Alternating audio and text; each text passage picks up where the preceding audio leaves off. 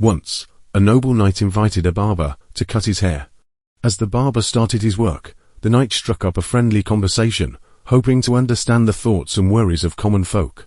They talked about many things until, eventually, the topic of God came up. The barber shook his head and said, "I don't believe in God." The knight was curious. "Why do you say that?" The barber replied, "Just look around. If God truly existed, would there be so much suffering? So many poor, hungry, sick, and abandoned people. I can't believe a loving God would allow such pain." The knight listened thoughtfully, but didn't argue. After the barber finished, the knight set off to wander through the town. Soon, he noticed a man with tangled, dirty hair and an unkempt beard, who looked poor and neglected. The barber's shop was just down the street. The knight went back to the barber and pointed out the scruffy man. "It seems barbers do not exist." The barber looked surprised. "How can you say that? I'm right here, and I just worked on you." "No," the knight replied.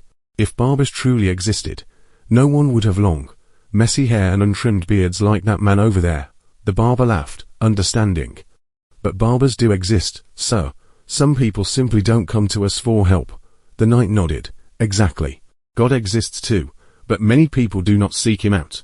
That's why there is so much suffering." The barber thought about this and said, "But maybe that man is too poor to come to me. He might not even have enough to eat, let alone pay for a haircut." The knight looked at him thoughtfully.